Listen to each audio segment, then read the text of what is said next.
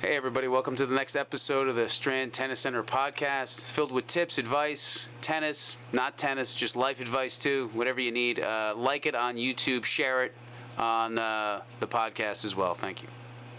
Are you ready, Santi? Are you recording already? Yeah. Okay, Santi just puts it on. All right, everybody. But we got a new podcast here. This is a little different. Hilary's on the phone. Hilary Ritchie's the head coach of Rutgers University girls team. There used to be a men's team. I used to play on it. It's there no more. But they are in the Big Ten. We are lucky to have a Division I coach here just to get her perspective on everything. We're going to talk about so many different things with her. I probably will keep her too long, and she will be like, I have to have lunch. But I am happy to have her here. We had... Hilary, so you know we had Caroline McGinley here, who was here 2 weeks ago, committed to Clemson, right? So yes. Kids like that, and obviously you know where everybody commits, and I'm sure you know everybody's story before I do. We try. My first question to you is, give me some pros and cons. Like, what are the biggest challenges being a coach that is of a large conference, but still kind of trying to, I guess, make your footing in the Big Ten with the other big names? Like, what are the biggest challenges for this? Sure. So first, I think college coaching as a profession, I love my job, and I get to interact, with young adults every day and be around tennis, which I love. So I think there are a lot of fantastic things about the profession itself, but there are certainly challenges, as you mentioned, playing in a Power 5 conference and playing against schools that have massive funding for facilities and, support services, which Rutgers, fortunately, since we entered the Big Ten, they've been able to provide a lot of additional things that we didn't have previous. But, it is somewhat of an upward battle when you're competing against these, long-standing programs. But it's a fun challenge to us. And, we've been able to kind of ebb and flow, and we sometimes take 2 steps forward and 1 step back. But one of the other challenges is in recruiting, just making sure that these players understand that, what their lives are going to be like and how important the team dynamic and the coaching and what ultimately impacts your happiness might not be what's necessarily bright and shiny on a recruiting trip. So recruiting is definitely a challenge of the job, making sure we're getting the right players, but they're fun challenges for me, ultimately. How is it in that room? Do you feel more and more comfortable talking to parents? I mean, what do you think you're best at this point? Do you still like the on-court more, or are you really getting good at recruiting, you think? So I love on-court. I mean, the best part of my day is practice. I love being at practice, and match days are always very exciting. I feel good recruiting in terms of developing relationships with players. I feel like because I was also a college tennis player, and I had maybe a unique journey from juniors and transferring to, between 2 different Division I programs, I feel very comfortable connecting with student athletes. Parents too, I feel as though I can converse, and it's just really even convincing them that, showing them what Rutgers has to offer, because it is a great school, but separating Rutgers from other great schools is challenging as well. And just trying to find the right fit, it's marketing yourselves and showing, the best parts of your program and making sure those kids, if they are just looking at the top 20 schools, then maybe I'm not going to be able to have conversations with them. But ultimately, the transfer portal really has changed some things, and people go to those schools and think they're going to be in the lineup. And, oh, my gosh, maybe I'm fighting and I'm more likely playing 7 or 6 sometimes. And if I went to a Rutgers, I could be playing 3. Well, so it's, it has changed some things for us. We have 2 really good transfers this year that are kind of feeling that effect right now. Well, that leads me into a bunch of questions. So I'm going to circle back to your story, which I want to hear how that is a key kind of description of how you're recruiting with kids and relating with your story. But the transfer portal, what is your opinion on it? I mean, kids can easily, apply at this point, right? Isn't it very, very easy for a kid to get pissed off and just try to transfer? Like, their emotions can take can it take the best of them? I don't know. I'm back and forth on this. What do you think about it? Yeah, it's absolutely. I think it has its pros and cons, and student athletes are very empowered with the transfer portal, but I think they also have to be careful, as you were alluding to, is that if you have one bad semester and you go enter the transfer portal, once you put your name in the transfer portal, your coach can pull your scholarship starting the following semester. So you may think, oh, I'm going to get tons of, calls from other coaches once I enter, and maybe you don't. Maybe you do. Maybe it wasn't the programs you thought you would. So you do have to be really careful. And then in that process, making sure it's, you're ready to start it all over again in terms of finding the right fit. But I think sometimes it does help people that didn't make the best choice the first time around find a more appropriate, home and more play time. So I think, I saw our field hockey team just got a really good transfer, but it was a local Jersey person who went down to Wake Forest, wasn't happy, and is back home in Jersey. Yeah. So I think it's definitely got its pros and cons for players and coaches. So before we keep going into the college realm, tell me the story of your transfer situation. Give me a little bit of your college history. I'm always curious about that, how it relates to other students and other kids here. Tell me that. Sure. So I grew up, I spent my high school years in Colorado. So we were in the mountain section, which is a very spread out section. And, we're driving 4 hours at a minimum to get to like a sectional tournament. So it was a lot of travel, and I wasn't able to play a bunch of tournaments to get points and things. But also I just didn't have the awareness. So over in the eastern section, 2 hours of a drive, it doesn't seem so bad in traffic. But so when I committed, I actually went to the University of Iowa. My whole family, they had been Hawkeyes on my dad's side. Okay. And there were a lot of things I loved about Iowa, but ultimately, by my sophomore year, I wasn't playing my best tennis. We had the coach who had recruited me had left and gone to another school. There were a few other factors, so I decided I needed a break from tennis, and I transferred back home to Colorado State University, and I actually didn't play tennis for a whole year.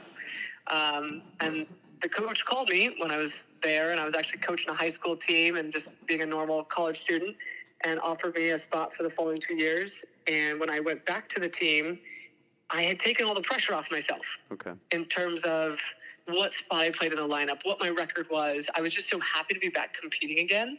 And I played 10 times better because I wasn't putting that pressure on myself. The external pressures actually probably aren't there as much as all these players imagine they are. It's really what the pressure that you put yourself under that can sometimes hold you back. Once I let that go, I had 2 great years and enjoyed it immensely. And, was very happy. Did you feel pressure in Iowa, being it's a family thing? Did you feel pressure to live up to anybody's expectations, or what? I think more so pressure in terms of my lineup spot. Okay. All the time, because good coaches are always right. They should be trying to out recruit you. If they're doing their job, they're getting better players every year. Sure. So in terms of doubles and singles, and always, if I lose today, am I going to get pulled out of the lineup, or am I going to drop down? And it was just a bunch of factors like that. And it wasn't my coaches or my teammates. It was really just me in my own head. So how did the challenge system work over there at Iowa first? Were lineups set? I mean, how did it work challenge-wise? Yeah, I think it wasn't just it wasn't just you lost and you got pulled out, but there was definitely pressure. I mean, we had a lot of depth, and you knew that the player behind you was just as good, and the player ahead of you thought you could probably beat as well. But being in that Big Ten conference, none of the matches are easy. Yeah. So you're really trying, and I think for me, not having a ton of being able to play all those national tournaments all the time or more sectional tournaments. I wasn't as seasoned as a competitor, so it took me a little while to get more match play under my belt. And some of those players, they 20 tournaments a year, easy. Yeah. So how do you do that as a coach now? We'll circle back to you. It's a very fine line. You want your player to feel safe and confident, but you don't want them to feel that there's no challenge to them. They need to feel sharp. So how do you balance that out as a coach yourself? Yeah, it's one of the trickiest parts, setting the lineup, because we know that the number 1 singles spot can earn the same point as a number 6 player, right? So ultimately, as a coach, you really want to put people in the position to be successful at every spot. But like you said, but coach, we also want to win. So if we feel as though somebody's consistently not able to perform, we're probably going to try to move them down and see if they can perform better in a lower spot, and potentially give that 7 or 8 person opportunity. Maybe if they are practicing really well and they're winning these challenge matches at practice, we might flip it. And we really try to have open conversations with our players so they understand why we're doing it and so they don't feel as though it's a punishment. Yeah, I mean, I'm sure they're putting a bunch of stress on themselves, anyways. The more you put on it, it doesn't help. But again, you need them to perform. You don't need them to feel like, this is my spot. I'm fine. It doesn't matter. They need to know that they have to perform too. You need results, right? Well, and like any other sport, the hard thing is if you compare a basketball or a soccer, it's playing time minutes. Yeah. But if somebody starts out and they're not doing well, you can substitute. Well, in tennis, once they're in for the whole match. Okay. So you can't substitute mid-match, right? Yeah. So you're giving them this opportunity, and you see how they do. But it is, once again, we try not to have them put pressure on themselves unnecessarily, but knowing that ultimately we're going to put people in that can be successful and earn points for us.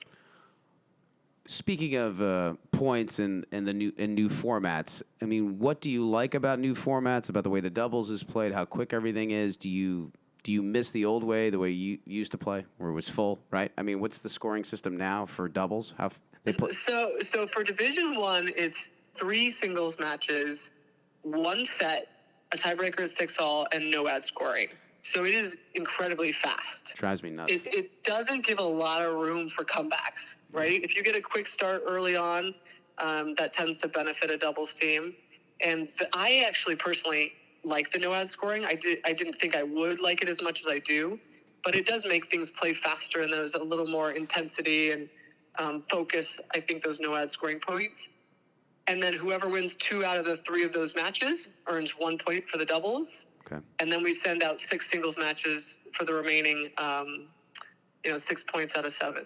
Now, what's the max? Is this so you could get more matches in, like, and play more matches each day? How many matches can you get in a year again? What's the max again? What is it, 24? What is it? So Division I can have 25 dates of competition. 25 dates. So a date of competition, if I have one match against another team, right, we call those a dual match. If I have one dual match on a Saturday in the spring, that counts as 1 date.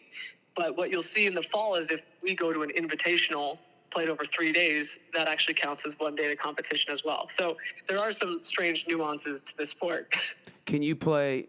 I mean, I've heard. Can you play 2 duels in a day? Are you doing that? You booking them? So if you play 2 duels in a day, so a double header, yet it still counts for 1 day to competition. Yeah. So you could theoretically probably play 30 matches if you wanted to, right? You could play, yeah. So I just looked at a team. I was looking online at one of our upcoming opponents, and they have 30 matches on their schedule, but it's because they have a massive roster. They probably carry 18 players, so they're able to do a lot of those double headers, right, and have additional matches. When is the? You started practice. The semester starts. When is the? What's the first match of 23? Have you already had one yet? Not yet. So we have our first match on Saturday. Oh, look at that. Yeah, so we're excited. We're hosting Bucknell on Saturday, and we play Binghamton on Sunday, and that'll kick us off. So typically, our conference season starts in mid-March. I think, this year we fly out to Indiana and Purdue to open that up. So give us a little view of your day. Say, I guess give us an off-season day and give us an in-season day. How's your schedule? How busy as a Division I coach are you for in-season and for off-season? Like, give us. Sure. So starting in September, coaches we have these dates that we're restricted by, but we basically have what's called a 20-hour season, which means in-season, and an 8-hour season, which is off-season. So we're able to be in our 20-hour season about 8 hours. Or 8 weeks, in the fall. So September, October, and probably the early part of November, we're training 6 days a week, 2 to 3 hours a day. We're in the gym 2 to 3 times a week. And then that's very similar in terms of our practice schedule for the spring. So mid-January, we're starting 2 to 3 hours of practice all the way through the end of the year. The only time that they're really considered off-season is in that November date. November and through the time that they take finals. And that's different at every school depending on if they're a trimester system, if they're a quarter system, their academics. So for us, we really get about 3 weeks in November that are 8 hours, which means we can only train them 4 hours of tennis and 4 hours of fitness a week. So that's our slower season, which also ramps up for us for recruiting for a college coach. So that's when we're looking at, there are some L2s, there's national indoors, winter nationals. So we travel in those months.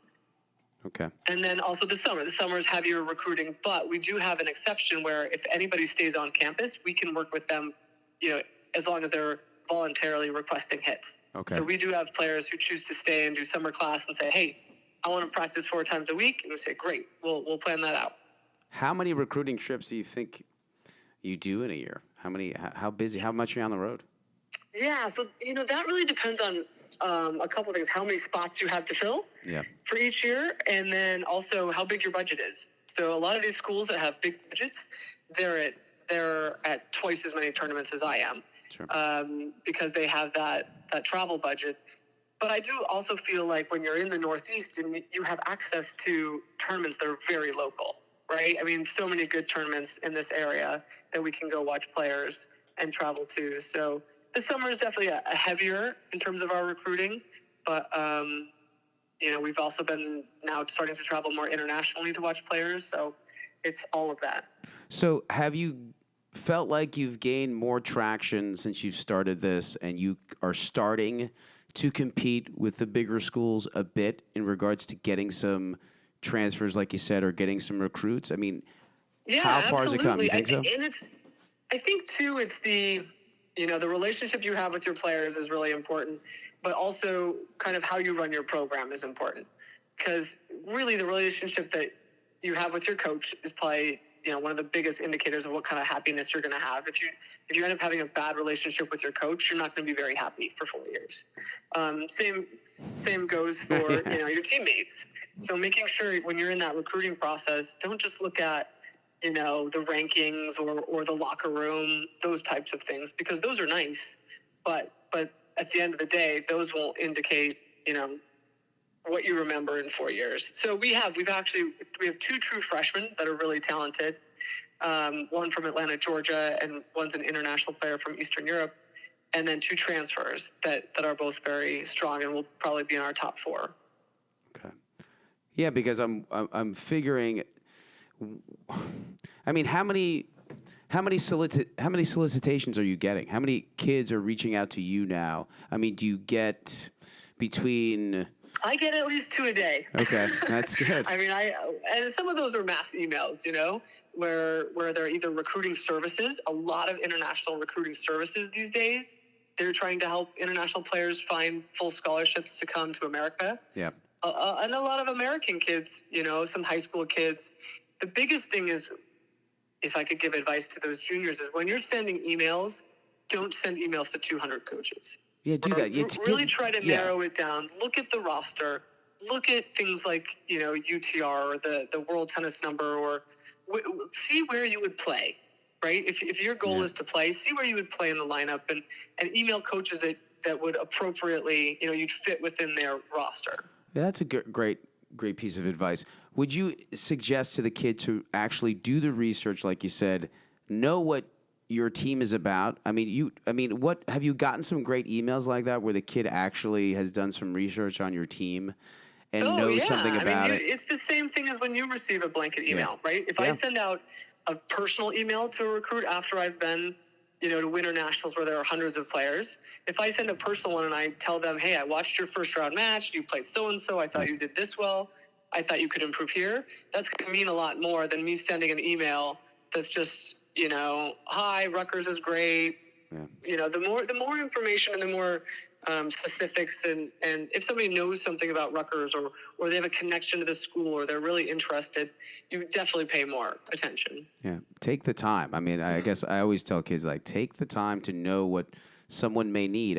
Everybody's always interested in what they get instead of what the other person may need. Give them some value first. Find something that they're lacking. I don't know. In regards to work, I tell her, offer to work for free. Who cares? Just do anything they need. Say you want something, I'm here to help. Whatever it may be. Everybody's always interested in saying I want to reach out to this person to see what they can help me with. They're too busy. They don't want to help you. You got to help them first. Yeah. And to that recruiting process, it's, I think it's, you always know when the parents are helping them, which is important. I think parents should have a say. They know their child, but ultimately, the kids who take more ownership in the process and have conversations, and they tend to, I think, find the better fit. Yeah. But it's, a lot of it is just, even if you think a school is too high above you or too far below, have the conversation and maybe you'll be surprised one way or the other. Yeah. Right?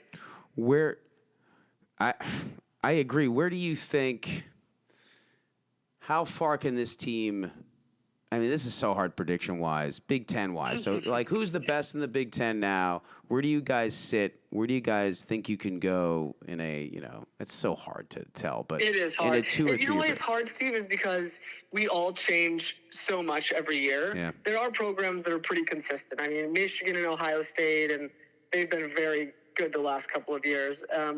But we have 50% of our team is new this year. Yeah. Right? So if 50% of my team is new, then when I go look at a Purdue, Purdue's got a new number one. Right? So it's still hard to tell.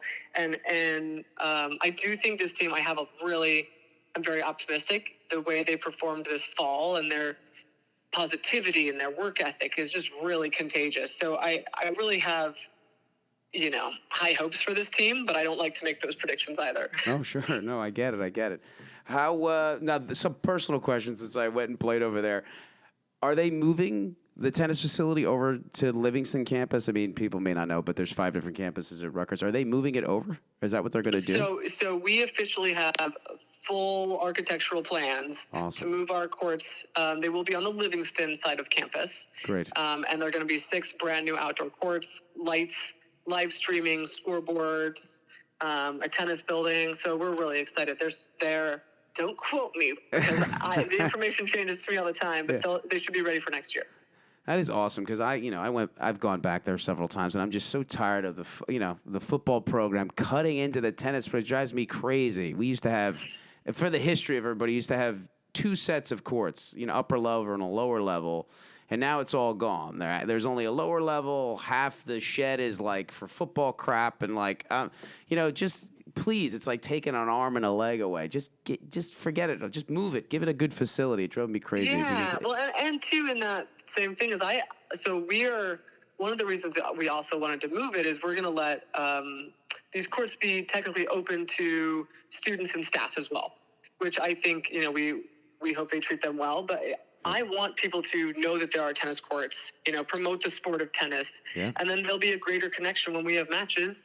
Maybe they'll come watch us more, right? We'll get a bigger fan base. And I think just in terms of, when you look at what's happened to men's tennis over the years and in the last couple of years, our conference, Minnesota and men's Iowa teams have been cut. Yeah. So and those are, really good programs. So I think we have to keep growing tennis, at the junior level, and you're involved in all of that. Yeah. But at the junior level, keep kids really interested in, make people still love the sport, so we keep growing it. Yeah, speaking of being involved, when I played on the team, we couldn't even use those indoor courts. The ones on Bush that had a bubble, there was 3 indoor courts. We weren't even allowed to use those. It was only for the students, which is great, but it would have been great if we could have practiced on campus. It would have been nice. Those were some of the busiest courts. My first year as an assistant, those were open before it collapsed. But those courts were busy all the time, 24/7. There were 3 courts, and somebody ran it, and would take hourly payments. But so I'm hopeful that that'll be the next phase, is an indoor facility, which there is a little space over there. So that's the next phase of planning, but I can't speak specifically to that yet. So how is,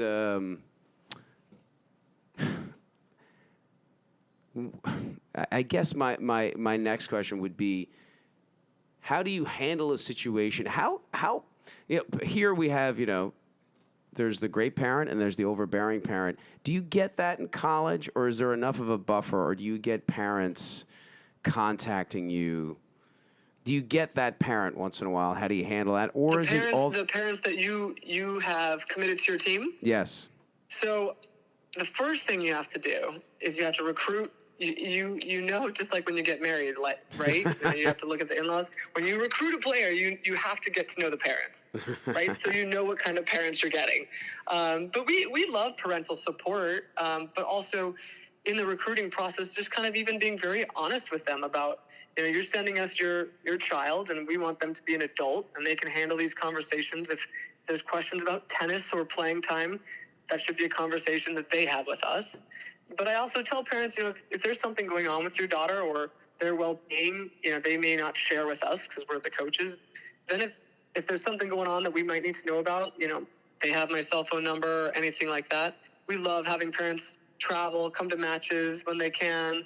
But I think really it's setting a precedent early on and just communicating that in the recruiting process. Like, we do not have a big communication pipeline system with the parents. We want the student athletes to go to college to become adults. So. Yeah, I agree. So, we only have a few more minutes, so it's been great, though, educational. What else would you tell our juniors? They want to get recognized by a coach. They want to, whatever level they want to play. What are besides the obvious, what are the big things? So what I would say is there is a level of college tennis for almost everyone.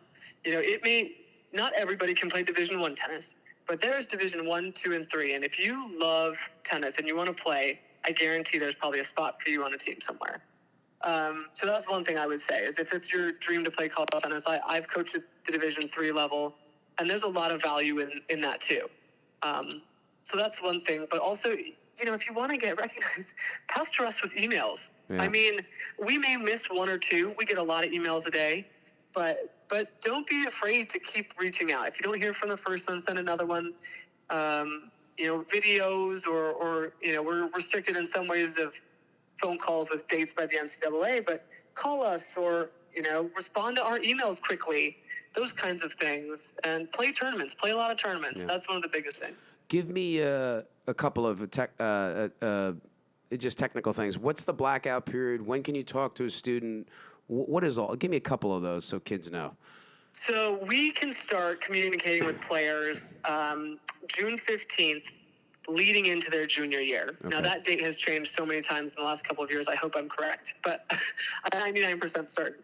And then it's different, though, too, in terms of when can you have off-campus contact. That happens, August going into your senior year. Okay. But you can always call a coach, and, if you're ahead of that date and you didn't realize it, the coach can say, hey, thanks for calling. I can't quite talk to you yet, but I'll, write your name down and I'll give you a call when that date opens up. Okay. But you can always, send us an email so we have you on our, the radar. But your junior and senior year, those are, really big recruiting years, and don't be afraid to put yourself out there. How many texts go out midnight, like January 15th? A lot of students tell me they get reached out by coaches like the midnight of that day. So they've probably set up a text, right? Yeah. And so that's my thing is the most important kids on my list, I personally call that day. I don't like to just send a text at midnight, but everybody's different. Every program does it differently. I like to call those kids that I'm really interested in, especially, the local Jersey kids if I can. Okay. Oh, here's one. Yeah, good. Make sure your contact information is up to date on things like tennis recruiting or anywhere else that you might have a profile, because that's where coaches are going to go grab that information to reach out to you. So a lot of the stuff is just not updated. You check it. Oh, yeah. I've emailed a kid for a whole year, and then a player reaches out to me their senior year. I said, well, I've been emailing you for a year. They go, oh, that's not the right email. I said, well, no wonder. And sometimes it's a parent's email and it's old, or if they don't check that, then that's important. A simple email thing. No one's getting a hold of me, Mom. No one's interested in me. Why is no one calling me and texting me at midnight? Oh, my God. Yeah. Well, thanks for talking to me, Steve. Listen, Hilary, it was great. I need to get back there more, too, and see how the team is doing. And you're Bucknell this weekend at home, right? I think, the level of our program this year, I'm really excited and also, they're just great student athletes overall in general. They're great people. They're great humans, which is what it's really about. But I think if people want to come, we play our home matches indoors at East Brunswick Racket Club. Yeah. And then, when weather permits, we move outside. But the level of tennis is great. We get a lot of great teams in. We always welcome people to come. Yeah. What time's the match on Saturday? Saturday is a 4:00 match against Bucknell, and then Sunday is 3 p.m. against Binghamton. 3 p.m. against Binghamton. Everybody, get over there. East Brunswick. Yeah, it's 20 minutes Steve. away, man. Show up. Watch some tennis. We need a little cheering out there. We need some crowds, please. Yes. Awesome. And also, though, if you can make it, we live stream everything on PlaySite. Yeah. So that's awesome. There you go. Hilary, thanks for Thank the you, time. Steve. It's Best awesome. of luck to you. Best of luck. Great to talk to you. I'll talk to you soon. Yep. Take care. Bye-bye. Hey, everybody. Hope you like the podcast. Please share it with your friends, anybody that you know, anybody that's into tennis, anybody that's into bettering themselves. Share it.